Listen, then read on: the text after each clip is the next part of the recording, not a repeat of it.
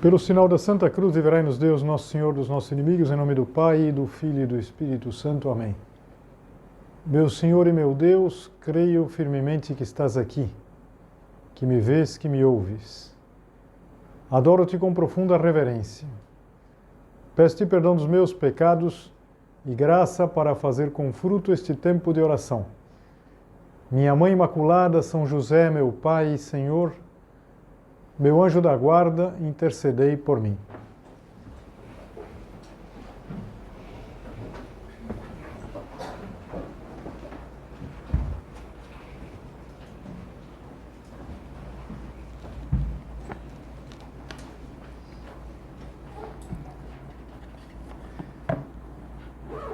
Todos os dias, perto do pôr do sol, ocorre na fronteira entre a Índia e o Paquistão um espetáculo que é uma espécie de hostilidade coreográfica, porque apesar de originariamente serem um povo, se separaram e é uma grande rivalidade, mas é uma inimizade entre indianos e paquistaneses. Então, dos dois lados da fronteira, que é um muro, uma espécie de um alambrado, digamos assim, para separar os dois lados, existe uma marcha militar que tem muito simbolismo. Está com uniformes impecáveis, tal, eles fazendo uns gestos exagerados. O que me chamou mais a atenção é que eles dão chutes altíssimos, assim, um chute lá no alto, assim, marchando, trocando uns olhares fixos, assim, desafiadores, de lado a lado. E dos dois lados tem uma espécie de arquibancada, tem uma espécie de clima de estádio, um rugido de estádio, se xingando os dois lados. Assim. E todos os dias se faz essa, que tem até um nome, que é o Atari, é o nome dessa cerimônia de animosidade. Homens da mesma etnia, da mesma língua, que se encaram lá com os punhos cerrados. E quando eu vi isso daí, eu me lembrei de algo que a gente conhece do Evangelho, que nos tempos de Jesus havia uma animosidade muito forte entre judeus e samaritanos. Não havia uma fronteira intransponível, como a que há entre a Índia e o Paquistão, mas tinha um muro invisível. E um muro invisível que era bastante forte, bastante marcado. O ódio entre os judeus e os samaritanos vinha lá de trás, vinha de 700 a.C., quando o Reino do Norte, onde estava a Samaria, foi conquistado pelos assírios e, entre outras coisas, houve uma miscigenação. E para os judeus do sul, os samaritanos tinham se tornado mestiços idólatras, porque também tinham, de alguma maneira, seguido algumas das divindades dos assírios. Então tinham perdido a pureza da raça, a pureza étnica e também a pureza religiosa. E essa tensão, ela foi se agravando depois, quando se voltou do exílio. Teve o exílio. Quando se voltou do exílio lá na Babilônia, foi necessário reconstruir o templo. E os samaritanos se ofereceram para ajudar. E os judeus não quiseram. Não quiseram porque eles não eram como nós. Foram tratados como estranhos. E então, como uma ruptura bastante definitiva, eles construíram um templo para rivalizar com o templo de Jerusalém, um templo numa montanha chamado Garizim, o Monte Garizim, como desafiando. E a hostilidade foi sempre escalando, passou de ser teológica para ser uma hostilidade militar. Por quê? Porque no século II a.C., um militar judeu, um líder judeu, chamado João Hircano, ele foi lá e destruiu o templo samaritano.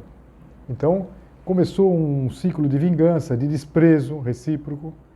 E na época de Jesus, essa ferida era tão profunda que os judeus e os samaritanos evitavam qualquer contato. Se tratavam como inimigos mortais, espiritualmente, socialmente. E é interessante porque, assim como eu falava do que ocorre na Índia e no Paquistão, eram irmãos, tinham a mesma origem. Afinal de contas, a linhagem dos judeus vem de Abrão. Eles acreditavam na mesma Bíblia, o Pentateuco, esses primeiros livros da Bíblia, adoravam o mesmo Deus, mas essa identidade comum, de certa maneira, tornava a hostilidade ainda mais forte. Por quê? Para um judeu, os samaritanos eram hereges, cismáticos, digamos assim, gente que não se podia confiar. E os samaritanos não reconheciam essa espécie de monopólio religioso que os judeus queriam para si. E como se manifestava isso no dia a dia? Não existia uma cerimônia lá, como a que eu falava no início, mas se manifestava no muro invisível, num profundo desprezo. Tanto que os judeus chamavam os samaritanos de possuídos por demônios. Um samaritano chamar alguém de samaritano era um xingamento, um desprezo profundo e recíproco também. Eu não sei se você se lembra que uma vez Jesus Cristo estava passando pela Samaria e ia para Jerusalém. E quando os samaritanos souberam que ele estava indo para Jerusalém, não quiseram que ele entrasse naquela aldeia, naquela cidade. Então eles não falavam, não compartilhavam nada, evitavam comer qualquer tipo de coisa junto com os samaritanos. E por que eu falei tudo isso? Porque essa situação nos ajuda a entender a passagem do Evangelho que nós vamos ouvir no próximo domingo. A passagem em que Jesus quebra tudo isso. Nosso Senhor quebra essa espécie de espiral de animosidade, de ódio, e de uma maneira muito simples. E por que nós meditamos nisso na Quaresma? Porque a personagem, que é uma mulher dessa passagem, é conhecida como a samaritana. A samaritana, ela é um exemplo de uma conversão. Na Quaresma a gente sabe que, fundamentalmente, nós estamos chamados à conversão. Então, São João começa dizendo assim: deixou a Judéia e voltou para a Galileia. Ora, devia passar pela Samaria. Parece óbvio. Se a gente colocasse no Waze, o Waze ia falar exatamente isso para a gente. Vá pela Samaria e assim você vai chegar na Galileia. A Galileia está no norte, a Judéia no sul, a Samaria entre as duas. Mas não é bem assim. Muitos judeus, por exemplo, aqueles mais observantes, os fariseus, eles nunca fariam esse caminho. Eles faziam um longo desvio, além do Jordão, além do Rio Jordão, para não ter que passar por essa terra maldita. E por quê? Porque é isso, eu falava para vocês que o pior xingamento é chamar alguém de samaritano. Uma vez lá, numa discussão com Jesus, falou: tu és samaritano, tens um demônio. E Jesus, e é interessante isso, quase de passagem, São João está explicando isso, Jesus não compartilhou disso e escolheu ir pela Samaria, passou pela Samaria. E continua: chegou, pois, a uma localidade da Samaria chamada Sicar, junto das terras que Jacó dera a seu filho José. Aqui já está mostrando que eles todos descendiam do mesmo patriarca. Jacó vinha de Abraão, e por sua de Isaac, de Abraão, e Jacó tinha dado para o seu filho José, o famoso José, o José do Egito. Então, eles eram irmãos. Ali havia o poço de Jacó. E Jesus, fatigado da viagem, sentou-se à beira do poço. Era por volta do meio-dia. Jesus sentado, como a gente se senta depois de uma caminhada, talvez, uma caminhada longa, ao meio-dia, o calor do meio-dia, veio uma mulher da Samaria tirar água. Pediu-lhe Jesus: dá-me de beber. E São João explica o que eu mais ou menos expliquei no início, pois os discípulos tinham ido à cidade comprar mantimentos. Então, esse momento de cansaço, então os discípulos tinham ido e Jesus ficou sozinho. E aquela mulher chegou e ele pediu de beber. E ela ficou surpresa. Ela oferece água para aquele desconhecido, você vê que ele devia ser uma pessoa boa, mas não consegue segurar a ironia. Fala, sendo tu judeu, como pedes de beber a mim que sou samaritana? E novamente São João explica, pois os judeus não se comunicavam com os samaritanos. E a partir daí, de uma coisa tão trivial, que é pedir água, uma pessoa que está sedenta, que começa um diálogo que vai chegar até a conversão dessa mulher. E dizia, por isso que nós agora, na Quaresma, vamos ouvir. Você reparou que os evangelhos dos domingos da Quaresma são evangelhos, quer dizer, muito significativos, quer dizer, com muito conteúdo. Por quê? Porque essa mulher vai se converter. E essa mulher também está dizendo uma coisa interessante, que Jesus vem até nós. A Quaresma, ela não é um tempo que nós vamos tomar essa ou aquela iniciativa. É um tempo que Jesus vem mais perto de nós. E que nos pede alguma coisa. Para aquela mulher pediu água. Não porque precisasse. Porque Jesus podia fazer um milagre, né? Podia não sentir sede, podia fazer... Mas, como tantas vezes acontece, às vezes acontece com uma criança, na verdade, a gente pede para encurtar a distância. A gente quer estabelecer um contato com uma criança, a gente pede uma coisa para a criança. Me dá isso aqui. E a criança fica... E ela dá. Talvez tenha tirado lá do poço, deu um pouco d'água. E Jesus deve ter tomado água e comentou, se conhecesses o dom de Deus, e quem é que te diz, dá-me de beber? Certamente lhe pedirias tu mesma e ele te daria uma água viva. Opa, mudou um pouquinho. Aquela mulher que, insisto, não imagino que fosse uma pessoa má, era uma pessoa que estava em pecado, como a gente vai ver daqui a pouco. Mas não seria uma pessoa má. Ela, provavelmente, nesse momento, ela olhou assim, porque ele estava falando, você não sabe o que você está falando. Você não sabe quem está te pedindo de beber. E a mulher percebeu isso, tanto que ela diz assim, Senhor, opa, muda um pouquinho, na verdade. Como é que tu, sendo judeu, Senhor, não tens com que tirá-la, e o poço é fundo. De onde tens, pois, essa água viva? O que seria essa água viva, na verdade? Para nós é tão fácil, desde que nós nascemos, nós estamos acostumados que a gente abre a torneira e sai água. Mas imagina o que era para um antigo, na verdade, a água viva. És porventura maior que o nosso pai Jacó, que nos deu esse poço, do qual ele mesmo bebeu, e também os seus filhos e os seus rebanhos? E Jesus explica o que é essa água viva. Todo aquele que beber desta água tornará a ter sede. Mas o que beber da água que eu lhe der, jamais terá sede. Mas a água que eu lhe der virá a ser nele uma fonte de água, que jorrará até a vida eterna. O Senhor está jogando com dois conceitos. Quando a gente mata a sede, logo depois a gente vai precisar novamente de beber. Tornará a ter sede. Mas Jesus fala de uma coisa interior, uma coisa que pode se transformar numa fonte que jorra para a vida eterna. O Senhor está falando da graça.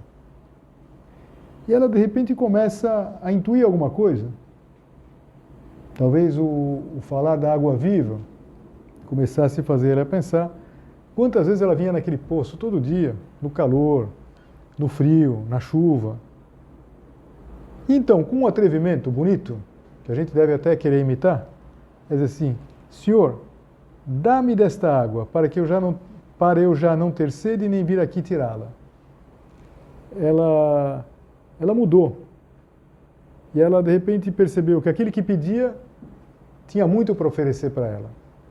Isso é muito próprio da Quaresma também. Que o Senhor, que nos pede às vezes um vencimento, uma pequena mortificação, uma penitência, Ele vai nos dar muito mais. Senhor, dá-me desta água. Mas vamos lembrar que é uma conversão. E uma conversão nunca é um caminho fácil. A samaritana pede e Jesus diz assim, vai, chama teu marido e volta cá. E a mulher respondeu, não tenho marido. Foi como se de repente uma nuvem repentina assim cobrisse o sol, aquele assunto que era algo que ela não queria falar, mas teve que falar. Não tenho marido. E Jesus vai a fundo, porque o que interessa para ele é a nossa conversão. Disse Jesus: tens razão em dizer que não tens marido. Tivesse 5 maridos, e o que agora tens não é teu. Nisso disseste a verdade. São José Maria, comentando essa cena, dizia assim: Jesus não nega a ninguém a sua palavra, e é uma palavra que cura, que consola, que ilumina. Mas Jesus sabe também exigir, colocar os homens frente aos seus deveres, correndo o risco de não ser ouvido. Quer dizer, claro que ele correu um risco. Aquela mulher podia simplesmente levantar e ir embora. Mas ficou.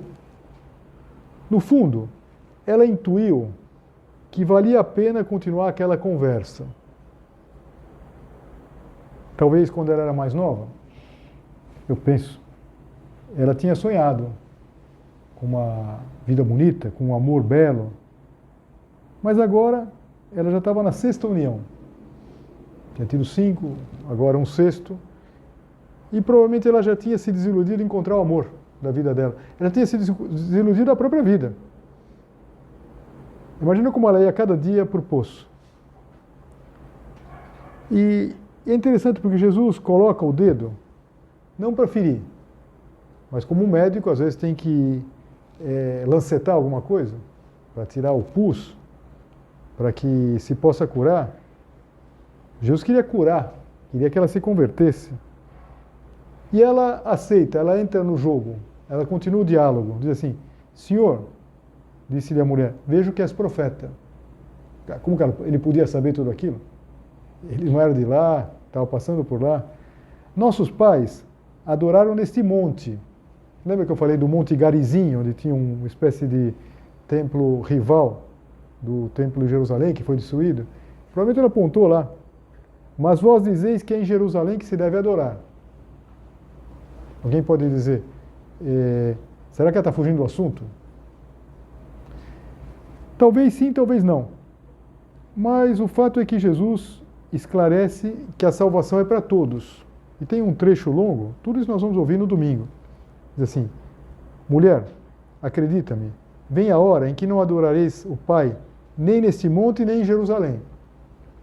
Vós adorais o que não conheceis, nós adoramos o que conhecemos, porque a salvação vem dos judeus. E Jesus é judeu. É esse judeu que está falando com ela.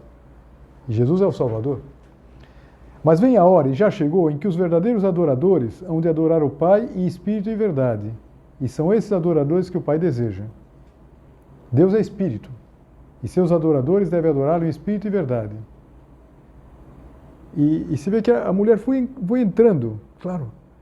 Ela que talvez tinha uma vida muito sem nenhum sentido, estava naquela situação lamentável, de repente ela começou talvez a lembrar o que ela tinha sonhado, o que ela tinha pensado, o que ela tinha aprendido da salvação. Respondeu a mulher: sei que deve vir o Messias, que se chama Cristo.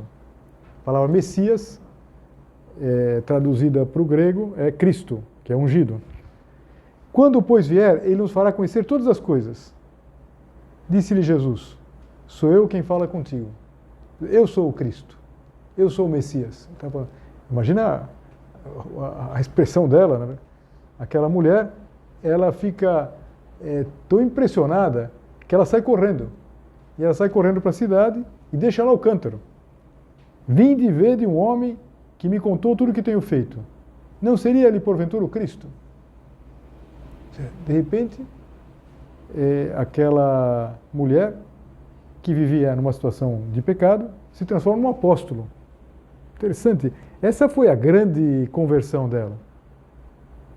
E se vê que foi eficaz o apostolado da samaritana. Assim, eles saíram da cidade e vieram ter com Jesus. Lembra, Jesus estava um pouco à parte, fora da cidade, lá no poço. Então, eles vieram ter com Jesus. Muitos foram samaritanos daquela cidade que creram nele por causa da palavra da mulher, que lhes declarara: ele me disse tudo quanto tenho feito. Assim, quando os samaritanos foram ter com ele, pediram que ficasse com eles. Interessante, olha o contraste. Numa outra ocasião, Não queriam que Jesus nem entrasse em outro lugar. Agora, pediram que Jesus ficasse. Ele permaneceu ali 2 dias. Nosso Senhor quis estar com eles. Ainda muitos outros creram nele por causa das suas palavras. E diziam à mulher: já não é por causa da tua declaração que cremos, mas nós mesmos ouvimos e sabemos ser este verdadeiramente o Salvador do mundo. Passados os 2 dias, Jesus partiu para a Galiléia. Interessante. Jesus vem, Jesus entra na nossa vida, Jesus pede, Deus promete algo maravilhoso, que não é só a solução de um problema momentâneo, uma coisa que vai até a vida eterna, essa água viva, e nos transforma e faz com que a gente possa passar a ser um apóstolo. Agora, como entender tudo isso? Sobretudo, como acontecer da mesma forma na nossa vida? Como imitar a samaritana? E a gente pode ver 3 aspectos decisivos, que são decisivos também na Quaresma. Primeiro, ela não se fechou ao diálogo. Ela podia simplesmente ter dado água para Jesus. Quando Jesus falou da água viva, ela falou: tá bom, virar as costas e ir embora. Ela diz assim: Senhor, dá-me desta água. E a gente pode dizer: Senhor, dá-me desta água. Quer dizer, Senhor, eu quero viver na graça, na tua graça. Então, em primeiro lugar, o diálogo. Depois ela foi sincera. Não tenho marido. Ela disse a verdade. E ela deu testemunho. Ela foi apóstolo. Então vamos pensar nesses 3 pontos, rapidamente, já terminando a meditação. Senhor, dá-me dessa água. Ela não tenta enganar a si mesma, ela não tenta dizer: bom, eu vou tocando a minha vida. A minha vida não é exatamente o que eu sonhava quando eu era mais nova, tal, mas ela não se engana. E nós? Quer dizer, como é a nossa abertura para Deus? É fácil a gente se esconder. A gente pode se esconder, por exemplo, atrás de um preconceito. Quer dizer, um judeu não devia estar falando comigo. Um judeu não deve dirigir a palavra a mim. Ou em subterfúgios, não sei. O problema não era o Monte Garizinho, o problema eram os maridos que ela tinha, que tinha tido. Então, a água viva é a graça. São José Maria diz: não há nada melhor no mundo que estar em graça de Deus. Então, a Quaresma, primeira coisa, para ter esse diálogo com o Nosso Senhor, é viver na graça. E para a gente viver na graça, a gente deve ter uma confissão habitual. Se a gente faz tempo que não confessa, olha, aproveitar a Quaresma para se confessar. Então, tudo começa daí. Não adianta a gente querer que aconteça alguma coisa na nossa Quaresma se nós não estamos em graça. Mesmo que ele estivesse fazendo uma coisa super difícil. Olha, estou fazendo uma Quaresma, eu estou passando todos os dias a pão e água. Tá bom. Mas, se eu não estou em estado de graça, o principal não está acontecendo. Então, primeiro é abrir seu diálogo com Deus. A gente só pode ter esse diálogo perfeito quando a gente tem a graça. Depois, ela podia ter ido chamar o 6º marido. Mas não fez isso. E não fez por quê? Porque seria uma mulher sincera. Insisto que eu, quando leio essa passagem, eu vejo que deve ser uma pessoa boa, essa mulher. Tinha se perdido um pouco na vida, mas uma pessoa boa. Ela deu de beber para Jesus. Ela percebeu a grandeza de Cristo e percebeu que diante dele nós não podemos viver de aparência. E Jesus elogiou isso. Isso dissesse a verdade. E que maravilha, na verdade, que a gente possa receber esse elogio. Então, além de nós nos confessarmos, nós temos que saber qual que é o nosso ponto. Qual o ponto que não vai bem na nossa vida? Nosso Senhor quer que nós tenhamos esse diálogo, nós temos que ser sinceros. Sinceros na confissão, sem dúvida, senão a confissão não valeria, mas sinceros com Deus e sinceros conosco mesmos. Sinceridade funda, essa mulher é sincera. Eu me lembro de ter lido uma história que eu achei muito divertida, e o padre que contava, que era um padre dos Estados Unidos, Ele contava que ele ficou entre rir e ficou emocionado com o que aconteceu. Ele estava numa parada de ônibus, e então ele viu que estava chegando um bêbado. É interessante que bêbado, vê um padre, ele vai no padre.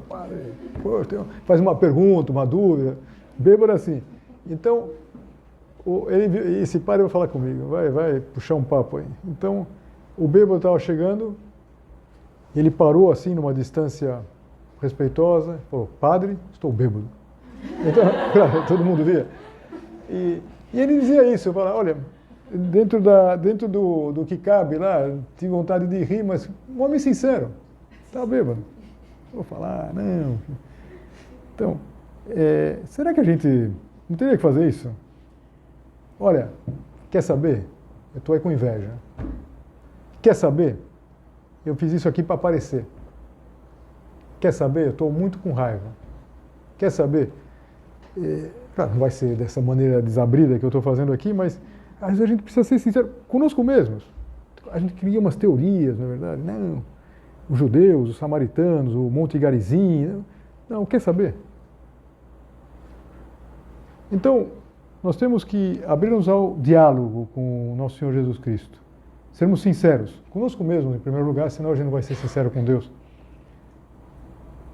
E depois, parece que não tem tanto a ver com a conversão, mas essa dimensão apostólica é muito importante. Vim de ver de um homem que me contou tudo o que eu tenho feito. Ela saiu correndo. Quer dizer, é que a alegria que ela tem do encontro com Cristo, porque, vamos pensar, não era uma coisa qualquer o que Cristo falou. Sou eu quem fala contigo. Quer dizer, você está falando do Messias, do Cristo? Eu sou o Cristo. Nossa, mas quer dizer, então, de repente mudou tudo. Ela não conseguiu guardar só para ela aquela alegria. Os filósofos, eles costumam dizer que o bem é difusivo. A alegria que a gente não consegue não compartilhar. E isso não é só nos tempos de redes sociais, sempre foi assim. Quando tem uma grande alegria, parece que a gente não desfruta enquanto a gente não compartilha. E compartilhar num sentido muito mais amplo que simplesmente compartilhar dando um clique. A gente falar, contar, a gente precisa contar, precisa falar. E isso é muito importante. Mas a dimensão apostólica não é uma espécie de assim, pós-graduação da vida espiritual. Então, quando uma pessoa, puxa, eu já sei de cor e salteado, eu sei os 10 mandamentos sem errar, e olha, para saber precisa dizer, não em ordem, que em ordem é fácil. A gente às vezes fala, amar a Deus sobre todas as coisas, não tomar seu santo nome, a gente falando assim, e fala, qual que é o sétimo? Fala, deixa eu, amar a Deus sobre, tem que chegar, não, tem que falar assim, sétimo, não furtar, tem que ser, tá. Então, quando eu souber assim, quando eu souber também todos os concílios ecumênicos, eu souber, aí se eu vou começar a fazer apostolado, não é isso. Essa mulher passou rapidamente de um extremo ao outro, passou de uma vida afastada de Deus pelo pecado para ser um apóstolo. E veja, por que é importante? Porque de alguma maneira o apostolado nos compromete. É fácil de perceber que aquela mulher, da maneira que ela estava se comportando, ela estava se comprometendo publicamente a mudar de vida. Claro. Então, vamos pensar em tudo isso. A gente pode olhar para essa história, nós vamos ouvir, e pensar, parece com a minha história.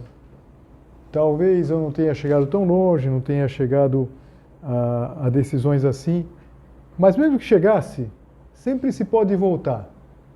E o que Nosso Senhor quer de todos nós é que a gente volte, agora na Quaresma.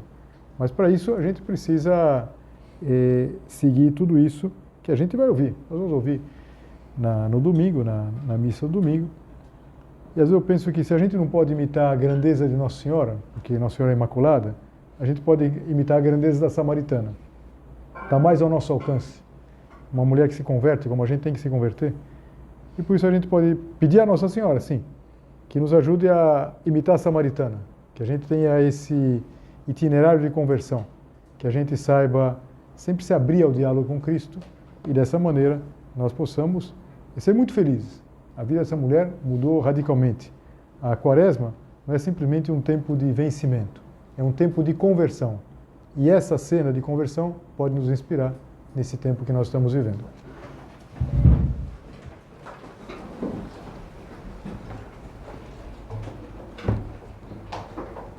Dou-te graças, meu Deus, pelos bons propósitos, afetos e inspirações que me comunicaste nesta meditação. Peço-te ajuda para os pôr em prática. Minha Mãe Imaculada, São José, meu Pai e Senhor, meu anjo da guarda, intercedei por mim.